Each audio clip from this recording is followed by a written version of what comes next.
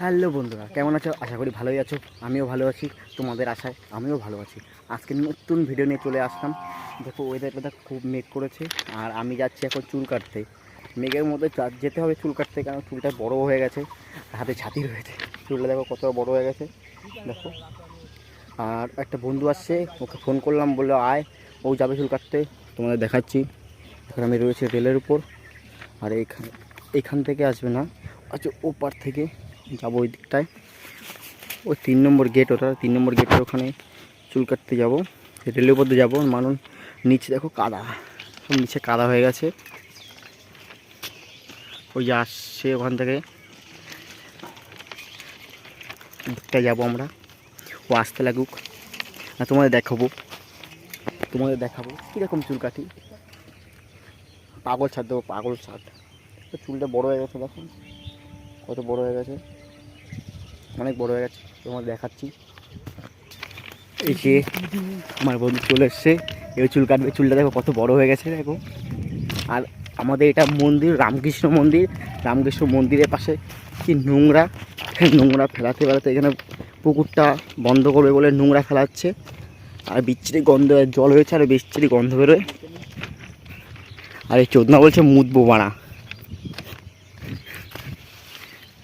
আর আমরা প্রত্যেক দিন এখানে বসে থাকি, বসে হাওয়া খাই।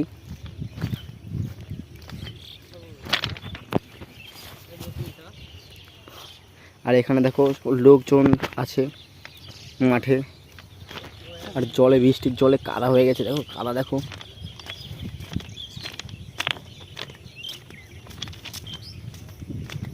তোমরা দেখতে থাকো, আমি যাই গিয়ে দেখাচ্ছি তোমাদের। এই যে আবার চলে আসলাম, এই কাছাকাছি চলে এসেছি। এখন এই যে গেট পার করলেই সেলুন। হ্যালো বন্ধুরা, চলে আসলাম সেলুনে এসেই বসে পড়লাম। আর আমাদের সেলুনদার এখান থেকে আমাদের চুল কাটতে হয়, এখানে কম টাকা নাই, মাত্র 35 টাকা।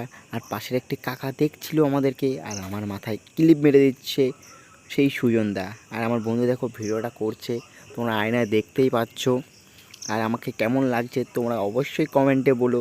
এই চুল কাটা শুরু করে দিয়েছে বন্ধুরা, দেখতেই পাচ্ছ। পাশের কাকাটা হুকি মারে দেখছে, দেখো চুলটা দেখো কি সুন্দর কাটছে। দেখো এখানে চুল দাড়ি কাটবে 50 টাকা নেবে, আর অন্য জায়গায় চুল কাটতেই 50 টাকা নেয়। আমাদের এখানে কম নেয়, কারণ আমাদের দাদা হয়, আমাদের পাড়ায় বাড়ি।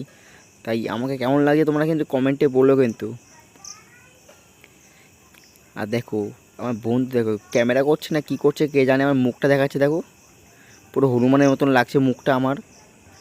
কিছু করার নেই, তাও ভিডিওটা বানাতে হবে। আর চুলটা কাটছে দেখো, আমি তো দেখতে পাচ্ছিলাম না পিছন থেকে, তাও করতে হবে। তো বন্ধুকে বললাম একটু ভিডিওটা করে দে, ও করে দিচ্ছে। আর চুলটা আমার সেই লাগছিল, কিন্তু বাড়িতে আসার পরে মা বাবা বকছে, আর কী করবো, তাও ভিডিওটা করতে হবে। তাই বন্ধুরা এখানে শেষ করছি ভিডিওটা। ভালো লাগলে লাইক, কমেন্ট, শেয়ার, সাবস্ক্রাইব।